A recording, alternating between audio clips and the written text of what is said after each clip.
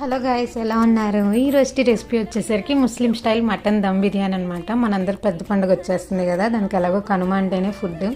దానికి మీరు పక్కా ట్రై చేస్తారని రెసిపీ ముందే పెట్టేస్తున్నాను. ఇంకా రెసిపీ విషయానికి వస్తే ఫస్ట్ కుక్కర్లో ఆయిల్, గరం మసాలాలు అవన్నీ వేసేసి ఆనియన్స్ బాగా బ్రౌన్ అయ్యేలా ఫ్రై చేసేసేయండి.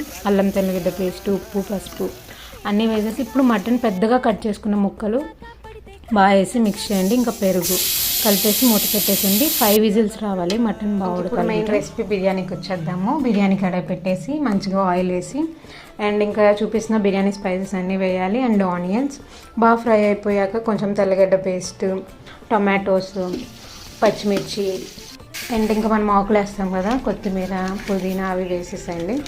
ఇంకా రైస్ ఎలా తీసుకుంటారంటే వీళ్ళు 2 కప్స్ నార్మల్ రైస్ తీసుకుంటే 2 కప్స్ బాస్మతి రైస్ తీసుకుంటారనమాట.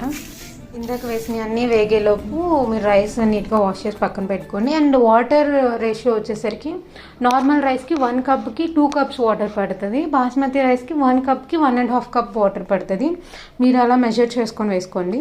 ఇంకా వాటర్ కొంచెం బాయిల్ అయ్యాక రైస్ ట్రాన్స్ఫర్ చేసేయండి.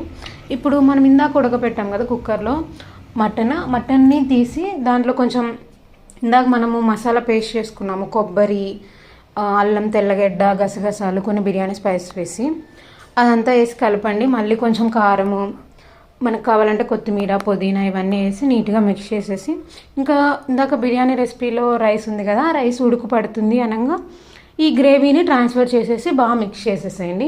ఇంకా పైన కొంచెం గీ యాడ్ చేసేసి దమ్ పెట్టేయడమే అనమాట. పైన ఏదైనా బరువు పెట్టండి, మంచిగా దమ్ అయిపోద్ది.